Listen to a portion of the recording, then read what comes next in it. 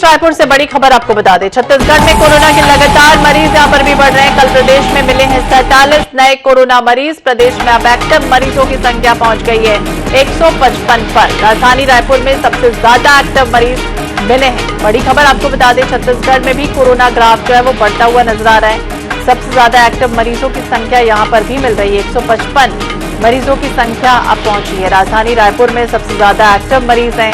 47 नए कोरोना मरीज कल प्रदेश में मिले हैं।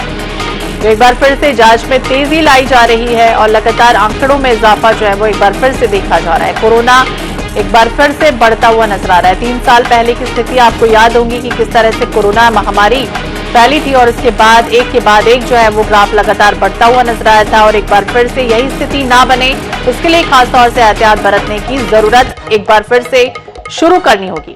तो 47 नए कोरोना मरीज जो है वो मिले हैं। राजधानी में अब एक्टिव मरीजों की संख्या 155 पर पहुंच गई है।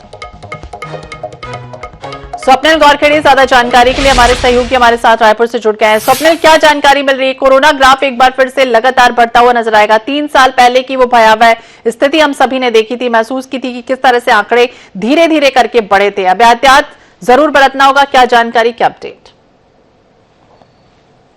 जी बिल्कुल, मध्य प्रदेश में कोरोना के मामले की जो स्थिति है कमोबेश वही स्थिति छत्तीसगढ़ में भी देखी जा रही है और पूरे प्रदेश में जो कोरोना के मरीज हैं वो कहीं ना कहीं मिलते जा रहे हैं। कल जो है 47 जो है कोरोना पॉजिटिव मरीज जो है पूरे प्रदेश में मिले हैं और राजधानी रायपुर में भी सबसे ज्यादा मरीज कोविड पॉजिटिव के मिले हैं। और छत्तीसगढ़ की अगर बात की जाए तो सर्दी खांसी बुखार के जो मरीज हैं वो कोरोना संक्रमित पाए जा रहे हैं। हालांकि राहत की बात यह है कि जो मरीज मिल रहे हैं वो 3 से 4 दिनों में ही ठीक हो जा रहे हैं। लेकिन स्वास्थ्य विभाग के अधिकारियों का कहना है कि आने वाले दिनों में जो मरीजों की संख्या है उसमें लगातार जो है वृद्धि हो सकती है, क्योंकि जांचें जो है वो स्वास्थ्य विभाग लगातार बढ़ा रहा है। तो आने वाले दिनों में जो आंकड़े हैं वो जो है बढ़ सकते हैं। हालांकि स्वास्थ्य विभाग लगातार ये लोगों से अपील कर रहा है कि जो कोरोना के जो प्रोटोकॉल है उसका पालन किया जाए, मास्क पहना जाए और जो हैंड वॉश है वो समय समय पर किया जाए। तो स्वास्थ्य विभाग द्वारा लगातार ये अपील की जा रही है। हालांकि विभाग का कहना है कि आने वाले दिनों में जो मरीजों की संख्या है वो लगातार बढ़ रही है, लेकिन जो कोरोना का जो वायरस लोड है वो इस समय काफी कम है, इसलिए मरीज जो है वो 3 से 4 दिनों में ठीक हो जा रहे हैं। लेकिन छत्तीसगढ़ के लिए चिंता की बात यह है कि पिछले 15 दिनों में 2 कोरोना संक्रमित मरीजों की मौत हुई है। बिलासपुर में एक जो है कल एक मरीज की मौत हुई है, इसके 15 दिन पहले भी एक मरीज की मौत हुई है। तो हालांकि ये एक जरूर चिंता का विषय है। जिनकी मौत हुई है वो काफी बुजुर्ग थे और कोरोना संक्रमित होने की वजह से उनकी मृत्यु हुई है। तो एहतियात बरतने की सख्त जरूरत है अभी, क्योंकि मौसम लगातार बदल रहा है और इसलिए सर्दी खांसी के जो मरीज हैं उनकी संख्या में वृद्धि हो रही है और इनकी जब जांचें की जा रही है तो वो कोरोना संक्रमित पाए जा रहे हैं। तो हालांकि अभी जो मरीज लगातार मिल रहे हैं उनको होम आइसोलेशन में ही रखा जा रहा है, लेकिन आने वाले दिनों में अगर संख्या बढ़ती है तो जो अस्पताल है उनमें जो इंतजाम है उसको पुख्ता किए जा रहे हैं, क्योंकि कोरोना की जो पहले कुछ सालों की जो स्थिति है उससे कहीं ना कहीं स्वास्थ्य विभाग को काफी अनुभव है कि स्थिति अगर बिगड़ती है तो किस तरह जो है नियंत्रित किया जा सके। तो इसको लेकर चिंता की बात थी, क्योंकि तमाम जो इक्विपमेंट है वो स्वास्थ्य विभाग के पास मौजूद है। तो अभी फिलहाल जो मरीज मिल रहे हैं वो उनको होम आइसोलेशन में रखा जा रहा है और वो 3 से 4 दिनों में ठीक हो जा रहे हैं। लेकिन कहीं ना कहीं जो आंकड़े हैं वो लगातार बढ़ते जा रहे हैं। कल ही नगरी के पोस्ट मैट्रिक छात्रावास में 15 से ज्यादा जो छात्रा हैं वो कोरोना संक्रमित मिले हैं। बिलासपुर में भी इस तरह की घटना देखने को मिली है।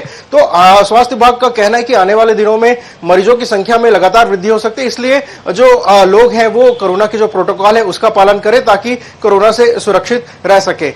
जी बिल्कुल, कोरोना से सुरक्षित रहना है तो वही बचाव ही एकमात्र साधन है। जो प्रोटोकॉल हमने सबने यूज किए थे उस समय भी और वापस वही दोहराने की जरूरत है। दूसरी तरफ बात करें, स्वास्थ्य विभाग अभी मॉक ड्रिल भी एक तरह से करने जा रहा है कि अगर कोरोना के आंकड़े बढ़ते हैं, मरीजों की संख्या बढ़ती है तो बेड किस तरह से बढ़ाए जाएंगे, किस तरह से आइसोलेशन किया जाएगा, वो तमाम क्या कुछ जानकारी है आपके पास?